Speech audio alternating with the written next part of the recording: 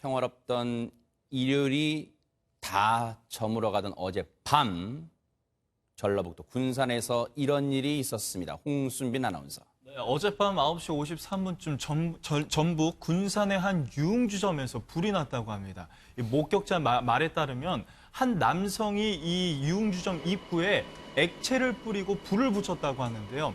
이 불이 순식간에 번지고 또 그리고 그 안에 있던 그 유독가스가 번져서서 이 건물 내부를 완전히 뒤덮었다고 합니다.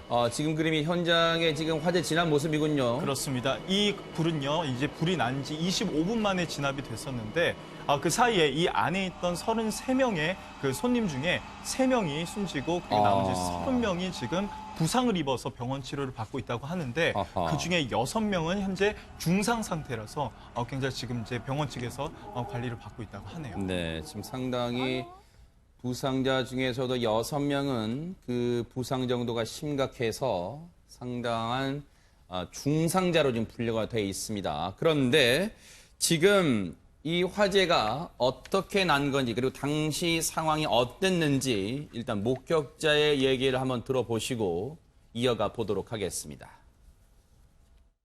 제가 2층에서 가족과 같이 바깥에를 치다보고 있는데 입구에서 그 입구가 하얀하걸랑해요, 형광등이. 근데 갑자기 문 똑같은 틀로 빨간불이 확 분지면서 이게 뭔 일이야 하고 집사람한테 119를 신고하라고 하고 나하고 내가 내려오는 시간이 1, 2초, 한 1초나 걸렸을 거예요. 그래갖고 내려왔는데 어떤 사람이 그 앞에서 등짝이 탔더라고요, 옷이. 타갖고 철로 튀더라고요. 철로 이게 달려가는 거 보고 저 사람 잡아라 소리만 질렀지 사람이 옆에 없었어, 아무도요. 저는 식당으로 시비를 붙였어요. 술값 비싸다고 술을 먹고 비싸고 시비를 붙이면 주인장이 아마 불 질러버린다고. 그러니까 집이나 던져버리고.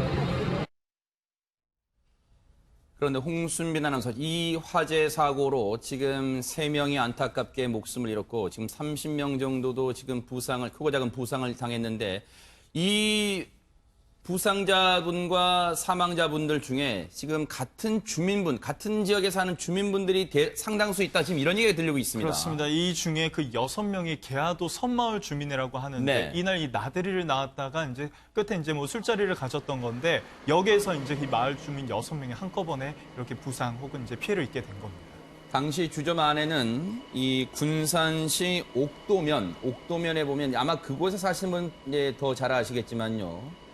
군산의 옥도면에 보면 개야도라는 섬이 있습니다. 그 섬마을 주민이 이곳에 무트로 와서, 그러니까 육지로 와서 저녁 시간을 보내다가 저녁 드시고 또 저 주점에 가셔서 또 이 여흥을 즐기시는 과정에서 그 상황에서 이런 변을 당하신 게 아닌가 이런 추정이 되는데, 지금 오 교수님, 지금 저 화재로 3명이 안타깝게 숨지고 30명이 지금 크고 작은 부상을 당했습니다.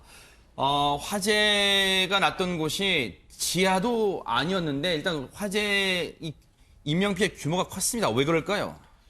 일단 이제 이 범인이 불을 지른 장소가 바로 출입구예요. 아하. 그러니까 이제 입구에서 신나를 뿌리고 이제 불을 질렀는데, 네. 그러다 보니까 이 안에서 그 유흥을 하던 이분들이 서로 빠져나오려고 이 출입구는 차단이 돼 있는 상태이기 때문에, 네, 옆문으로 빠져나오는 그 과정에서 서로 몸이 엉켜가지고 뭐 일설에 의하면 뭐 전쟁통과 다름이 없었다 이렇게 얘기를 하는데요. 네.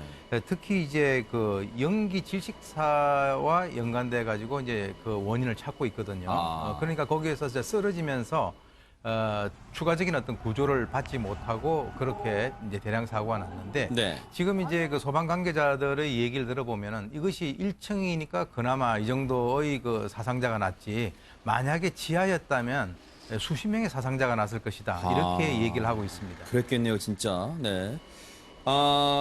그리고요, 이 소방당국의 얘기를 저희가 취재를 해봤더니 저 해당 주점에요. 화재가 날 경우, 여러분 스프링클러 장치 아시죠? 화재가 날 경우 천장에서 물이 분사가 되는 스프링클러 장치가 없던 것으로 설치되지 않았던 것으로 확인이 되고 있습니다. 오 교수님, 이 부분도 혹시 인명피해를 키우는 어떤 빌미가 됐을 수 있을까요? 어떻습니까? 그렇습니다. 이 스프링클러라고 하는 것은 저것이 이제 화재가 발생되는 그 순간에 작동을 하게 된다면 어떻게 보면은 바로 진화가 될 수 있는 그런 상황이거든요. 네. 그런데 이제 어떤 이유인지는 모르겠으나 이 스프링클러가 제대로 지금 현재 설치가 되지 않았다라고 하는 것이고요. 네. 특히 이제 추가적으로 이 주점 내부에 우리가 통상 보게 되면은 네. 그 소파들이 있는데 네. 그 입구에 합성 그 소재로 돼 있는 소파들이 밀집돼 있었다라고 아하. 하는 거죠. 그것은 어떤 의미냐면 만약에 불이 나게 되면 거기에서 유독가스가 아주 대량 발생을 할 수 있다.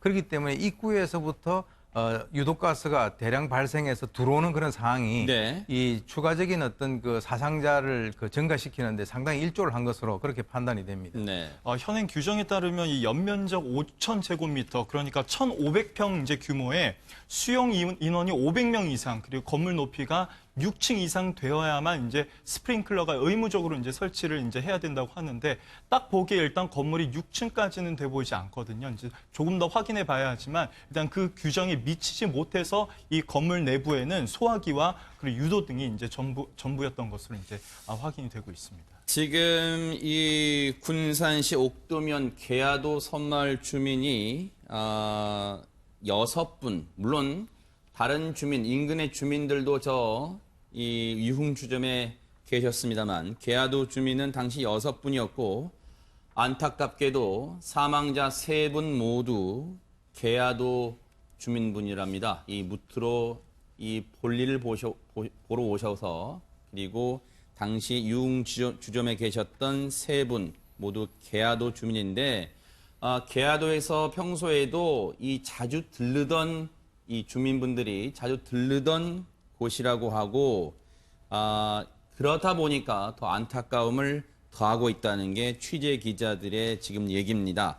그런데 이 화재는요, 앞서 말씀드린 것처럼 누전 등으로 인한 사고가 아닙니다. 지금 엄연히 방화범, 불을 지른 사람이 있는 방화 사건입니다. 관련해서 왜 이런 짓을 저질렀는지 그 이야기 들어보시고 이어가 보도록 하겠습니다.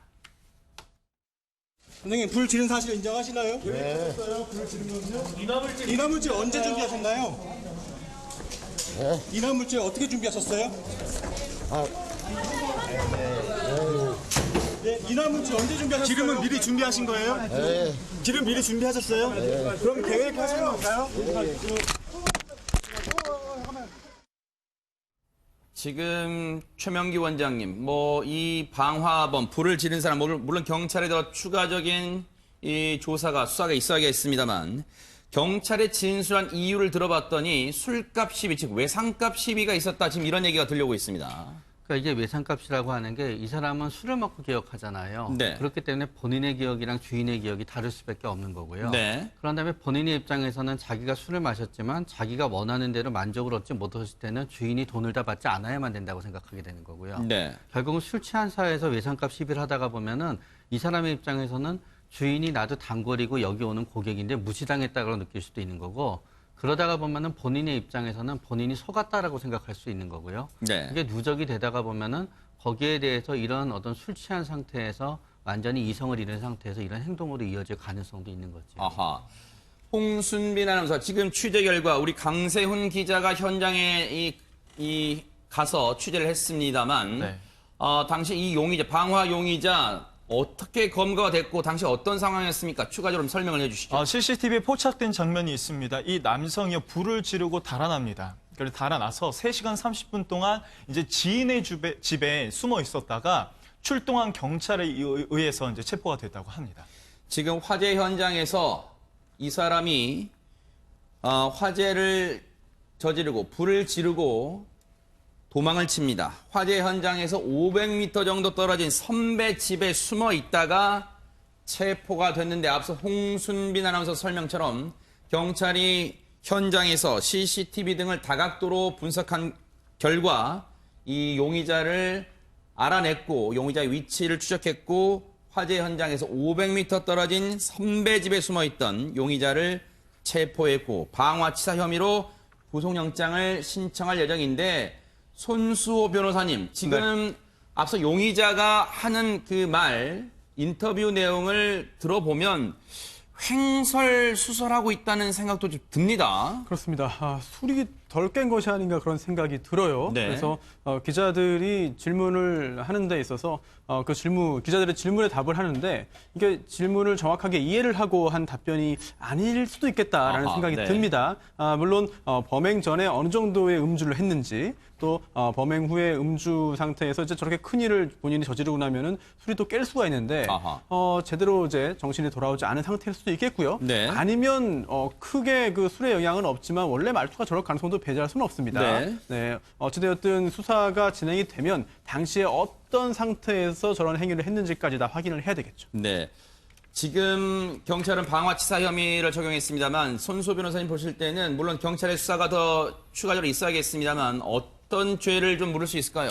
일단 우선적으로 지금 현존 건조물 방화치사 또 치상죄가 성립할 수 있는데요. 네. 이게 사람이 주거로 이제 사용하는 건물이 아니기 때문에 현주 건조물은 아니지만 사람이 현재 그 안에 있었기 때문에 현존 건조물입니다. 이런 현존 건조물에 방화를 했고 또 그로 인해서 사람이 사망했다. 또 다쳤다라고 하면 현존 건조물 방화치사, 또 치상죄가 되는데 이게 법정형이 굉장히 무겁습니다.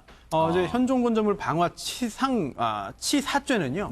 사형, 무기 또는 7년 이상의 징역이에요. 또 심지어 사람이 다치기만 했어도 사망하지 않았어도 무기 또는 5년 이상의 징역인데요. 지금 이 사안에서는 사망자도 다수이고 사상자도 다수이기 때문에 더 큰 처벌을 받을 수 있겠고 또 대법원 양형위원회에 그 양형 기준이 있습니다.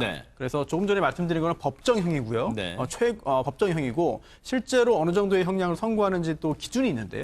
여기에 보면은 살인의 고의가 있었고 그로 인해서 사람이 사망했다라고 할 경우에는 기본적으로 12년에서 16년형을 선고하도록 되어 있습니다. 그리고 또 동기가 굉장히 비난할 만하고 또 피해자가 다수이고 또 혹시 그 실형을 선고했던 그 동종 전과가 있을 경우에 이런 그 가중 요소가 있을 경우에는 15년 이상 또는 무기징역 선고 가능한 굉장히 중한 범죄를 저지른 겁니다. 혹시라도 술을 마셨다는 이유로 감형이 된다거나 하는 일은 없기를 사법부의 판단도 기대를 해보겠습니다.